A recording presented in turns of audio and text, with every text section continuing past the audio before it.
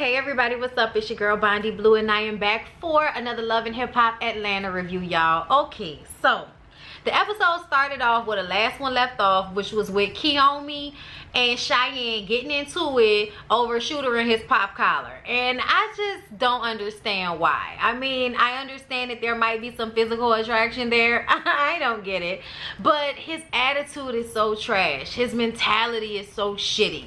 He has such a terrible public track record with the way he treats women. And so to now have Kiyomi, who feels like she's in an open relationship yet, Cheyenne has no idea about her, okay? So she's feeling some type of way. And Cheyenne had no idea about any of this and thought that she and Shooter were in a 2-year relationship, okay? But oh no, Shooter said, man, I'm single, okay? He's single out here, all right? And as far as Kiyomi is concerned, he in an open relationship, okay? So he is free to do whatever he wants to do, meaning I don't know why either one of y'all would be upset right now. Like, what is the problem? Cheyenne and Kiyomi start going back and forth, which is so stupid to me, especially once everybody realizes that Shooter has been lying to Cheyenne about the entire situation. Like, why are y'all arguing with one another? Okay, Cheyenne talking about, I was at his house last night, and Kiyomi says, but I was on his face this morning. And I was just like, so is everybody swapping juices? Because Kiyomi, I know you're so proud about sitting on his face, but does that mean that she sat on his face before you? Did he brush his teeth in between, you know, sitting on faces? Like, what happened there? Cheyenne puts it out there that she saw Kiyomi sneaking out of her brother's scrap house, okay, early in the morning, carrying an overnight bag, okay? And she don't know what it is, but she know what it looked like, okay? And I'm like, I think we all know what it looked like. I think we all know exactly what the hell it is. Remember, they in an open relationship, so nobody should have any issues if she was. Scrap says, yeah, we go way back. I say, oh yeah, you know, whenever somebody say they go way back, they just mean like last Tuesday when they had sex with you. That's what they mean, okay? Like way back, like y'all niggas went to high school together. Get out of here with that. Cheyenne is pissed and her wig is telling the story. I mean, that wig is adrift. I thought the wig was gonna lift off of her head. I didn't know what was going on. Like, I felt like the bang kept getting farther and farther up, like the wig was slipping, you know. I wanted someone to catch it. Kiyomi says that she and Scrap are just doing music together. And then they show us a clip of when they were doing music together. And it looks like Kiyomi fucks for tracks.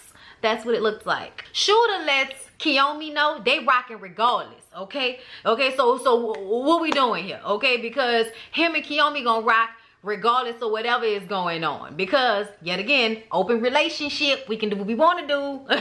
That's where they at with it. Y'all, then Cheyenne start crying and shit. She mad at Scrap because he didn't say enough. I was just like, what? Like, what was Scrap supposed to do? This don't really have anything to do with him. You just needed backup. She crying in a call. I'm hurt, my feelings are so hurt. Ah, you know, getting weak in the knees and shit. And Scrap is like, all right, get in the car and go home. Like, go cry at your house. Cry when these cameras not around, okay? Boss up. Like, I was just like, really? You gonna cry in front of all these people over this nigga?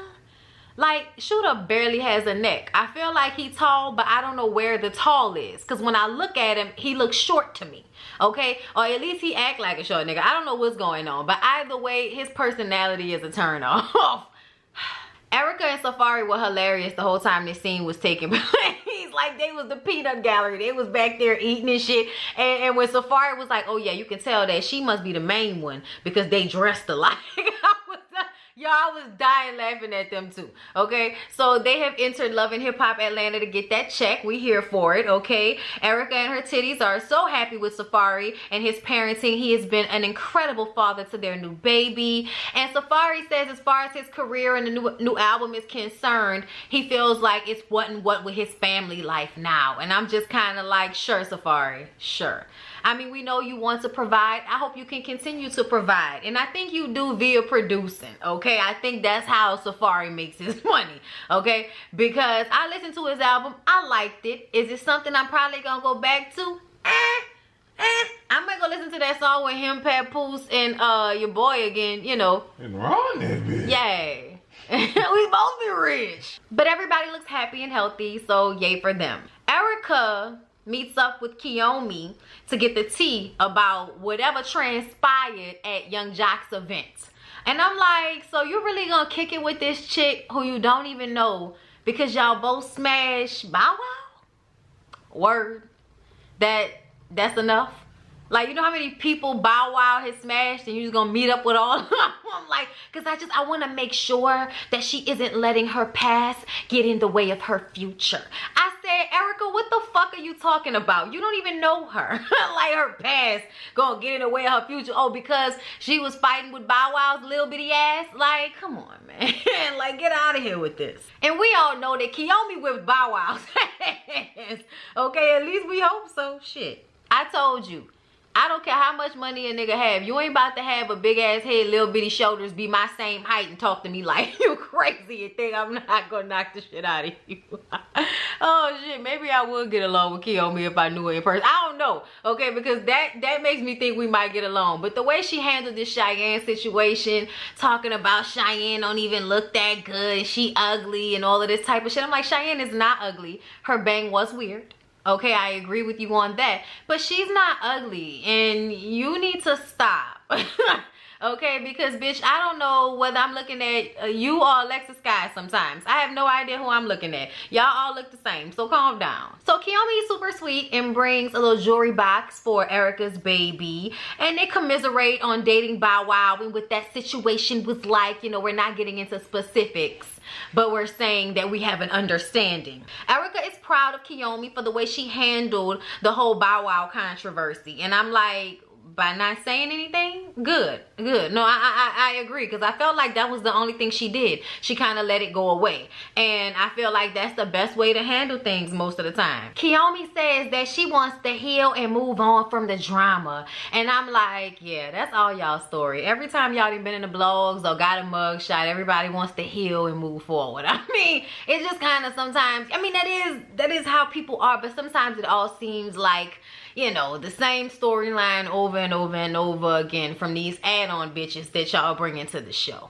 And Kiyomi is an add-on bitch, like Alexis Sky, add-on bitch. You know, not real cast members, but y'all pop them in every now and again when the other girls aren't giving y'all enough. Kiyomi says that she would have had a threesome, you know, if Shooter was trying to do something like that with Cheyenne. But see, Cheyenne not even her type because she a basic bitch. Okay, I'm like, okay.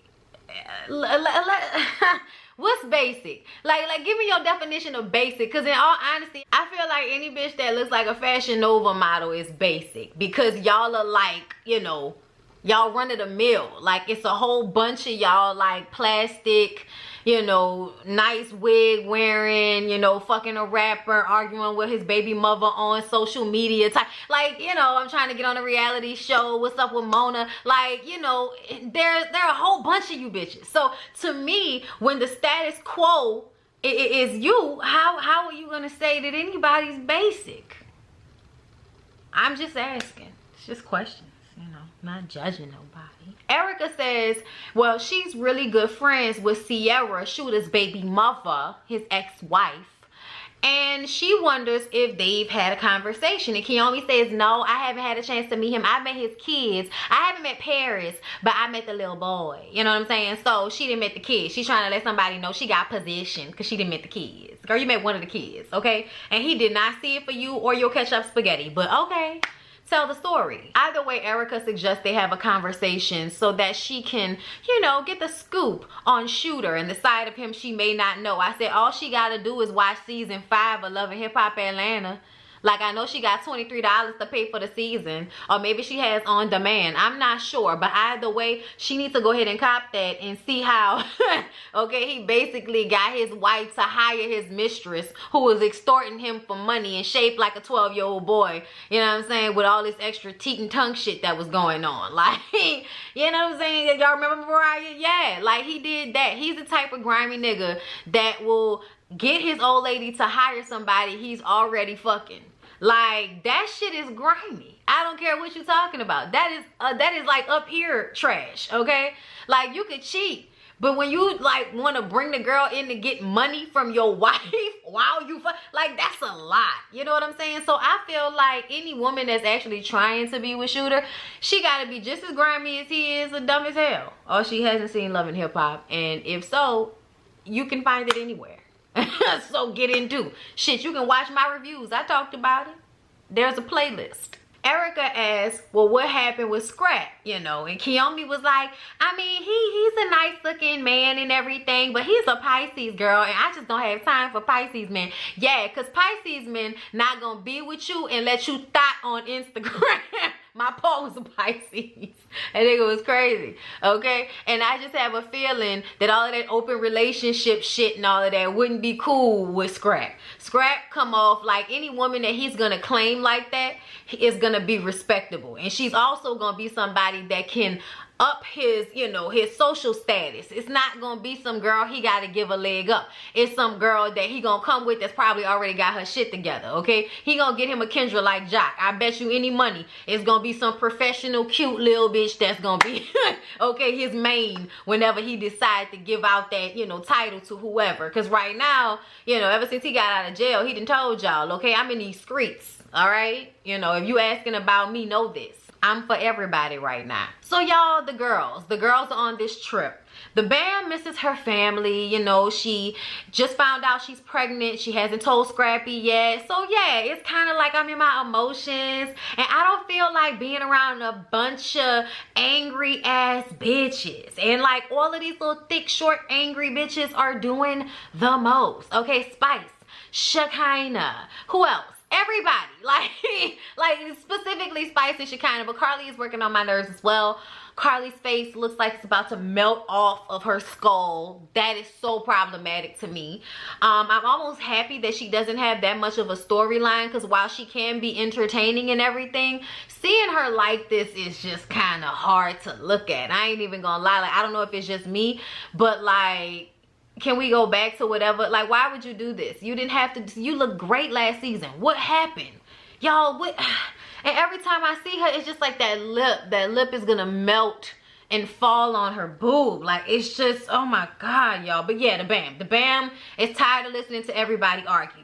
Ciara fixes Carly some tea so that they can have a conversation and talk. Carly tells Ciara about Mo cheating on her. Carly feels like Ciara wasn't really there for her. Ciara says, I accept that. Okay, I've heard that from other people, that I'm not that good of a friend. When I was growing up, nobody was teaching me how to be a good friend. They was teaching me how to beat these hoes up. Okay, so I grew up like that. I may not know how to be a good friend. My bad, girl. Okay, I'm gonna work on that. I'm accepting of everything you're saying, and we're just gonna try to work it out, because I love you, Carly. You my friend, girl. I want to be there for you. You know what I'm saying? Like, Ciara is being genuine. Ciara has apologized. I feel like now for what, the second or third time. Then she does it publicly again once the show airs.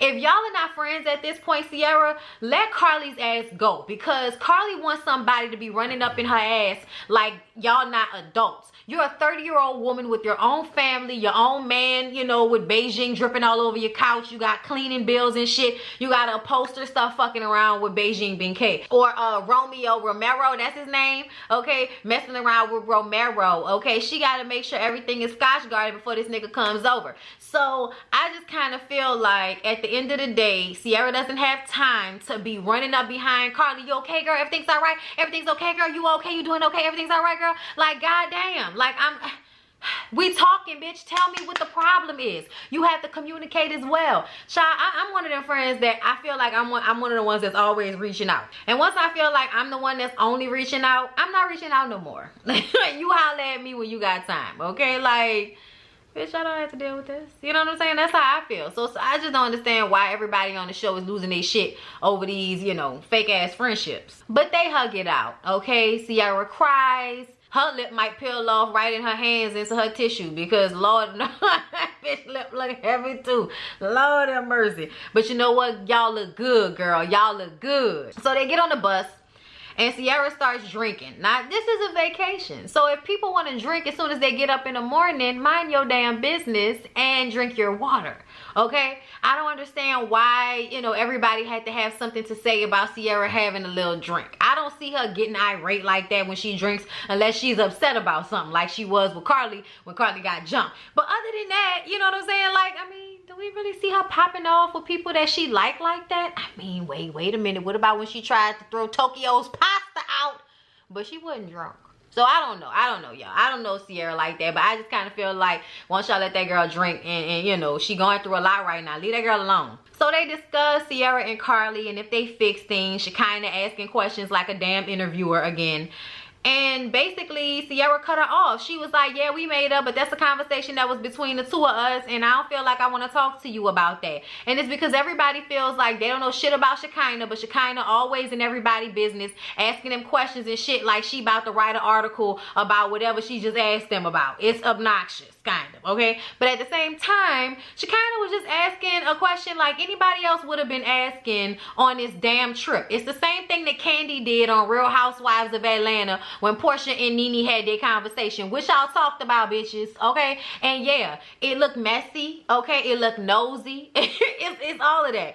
But at the same time, I don't think anybody means any harm. So when Ciara came at Shekinah the way she did, it kind of did seem like a lot. I'm not even gonna lie. I was like, oh, my feelings would have been hurt. I'd have been like, all right, bitch, don't tell me none of your fucking business. Don't be in here crying about these niggas, Beijing BK, or nobody else. Don't be in here crying about your business. If you gonna tell me I don't want to talk about it with you when I ask you what's going on, just say you don't want to talk about it right now. Why you gotta specifically throw it at my neck like that?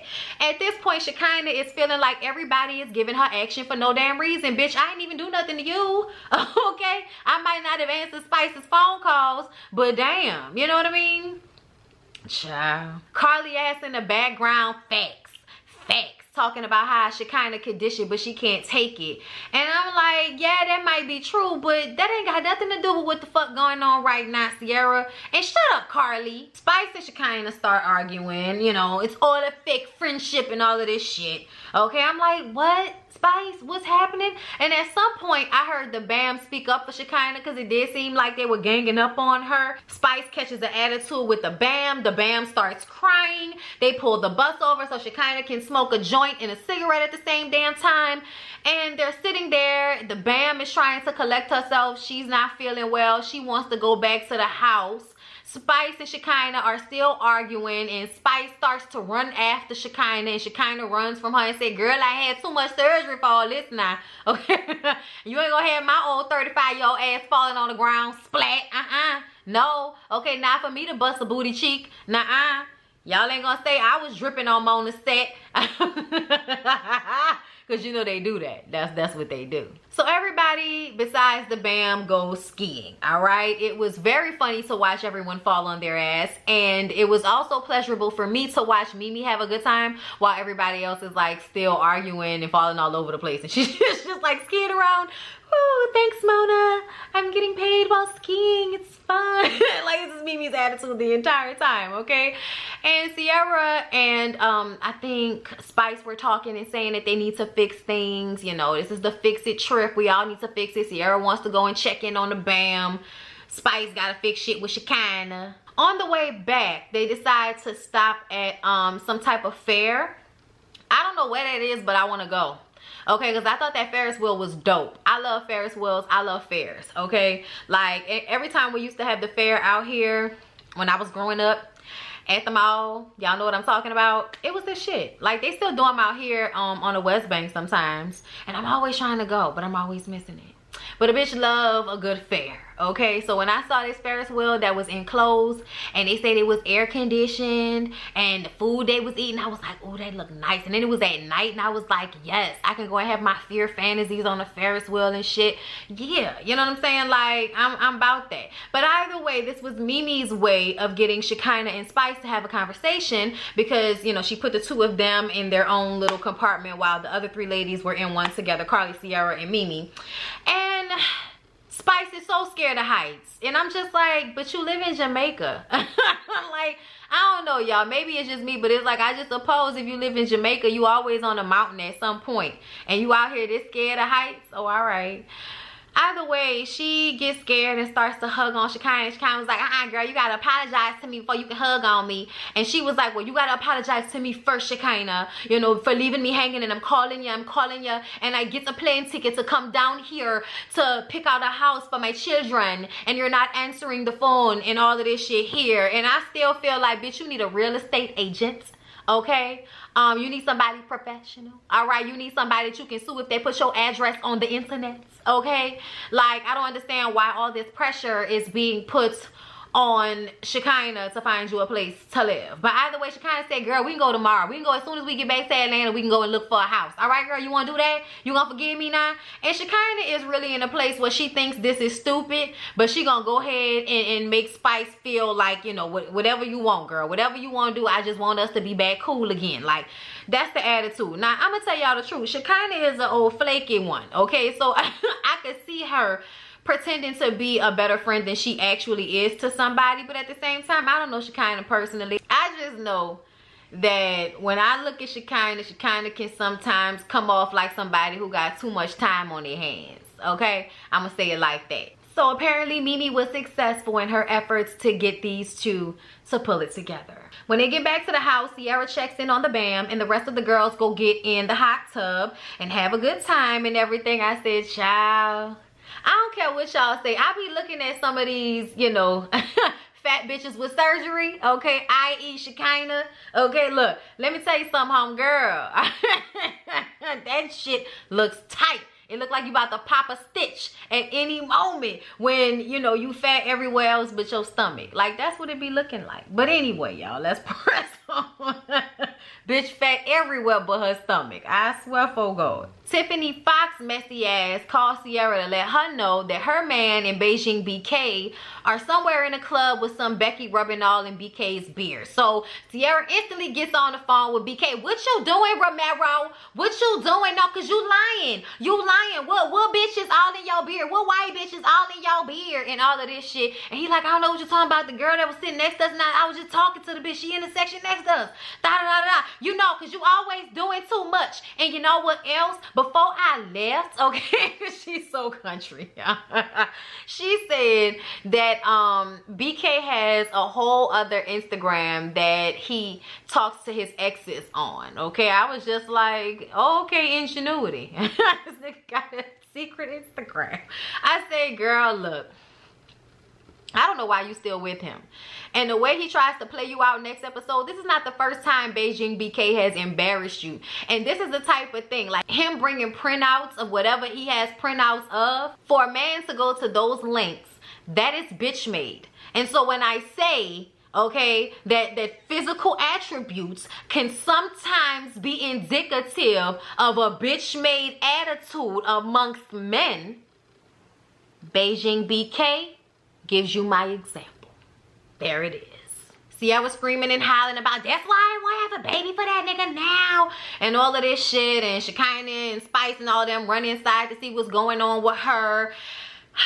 I'm like, girl, if you don't calm down, like really all of this because some girl was rubbing in his beer while he was at the club, why is you even still stressed out about anything BK is supposedly doing? Like, I wouldn't even be worried.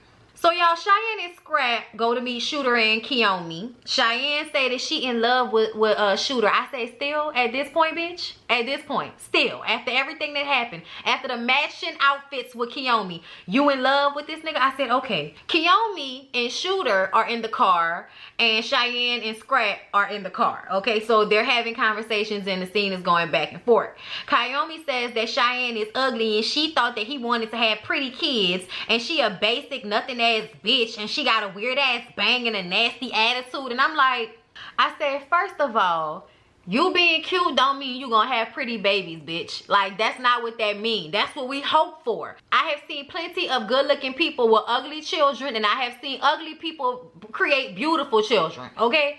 So at the end of the day, beauty is in the eye of the beholder. Cheyenne is not ugly, okay? I wish you would stop saying that and stop trying to put her down in order to make yourself feel better. All of that, oh, I'm all elevated as a woman because I can still fuck a nigga and know he fucking other girls. Like, girl, like, okay, Kiyomi, because you're starting to turn me off, okay? Because I just didn't like that. I thought that was unnecessary. The issue is with Shooter, okay? But whatever. So they meet up on this parking garage, y'all. Y'all know whenever they meet up on a parking garage, a fight might happen, okay? Especially, you know, they got a big ass car in between them and everything.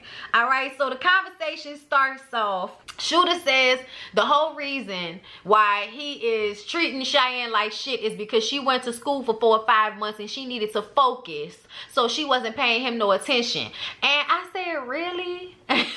Really? You's an insecure bitch ass nigga, Shooter. Like, I swear for God, you gonna use this woman going to school as a reason for why you think it's okay to treat her like shit?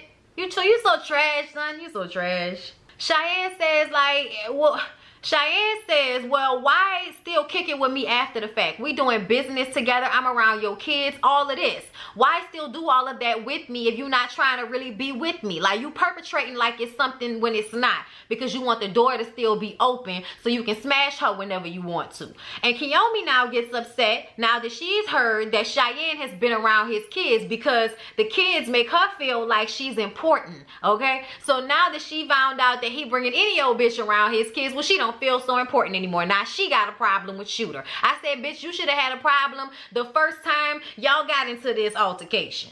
You should have had a problem. Cheyenne and Kiyomi start arguing. Shooter is telling Kiyomi to let him talk. Cheyenne says Kiyomi needs to worry about being at Scrap's house, and Scrap says that he ain't got nothing to do with none of this. Shooter says, what we doing? All right, because at the end of the day, she cool with my situation, so what we doing?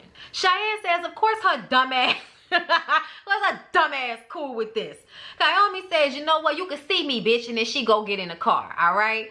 And Scrap is like, why don't y'all have a conversation and stop bringing everybody else in this? Okay, so that's what happens. Shooter and Cheyenne go up to the side and have a conversation, and he basically telling her that her going to school and focusing on herself, you know, that gave up her job, because basically he's a job, and when you leave 4 or 5 months, you can't come back and still have that job. I'm like, if you have a good job, you can.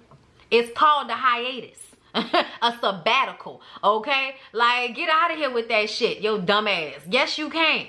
It's called a vacation. It's called pregnancy family leave. Like, get the fuck out of here. A whole bunch of times that you can leave a job for a few months and come back. Shooter, what is you talking about? Shit, your job pay for your schooling. I don't want to hear this shit from him, okay? Kiyomi is upset that he's still talking to Cheyenne, so she jumps out of the car, okay? And then here come Cheyenne and her. They're gonna start trying to fight one another. Security comes out there. Of course, security doesn't let them get to one another, but child, they came out there with them football player moves, trying to shake the security guards and shit. I was like, good luck.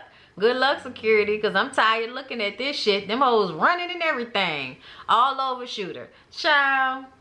But anyway, y'all, oh Lord, it was a good episode. I enjoyed it. I had a good kiki.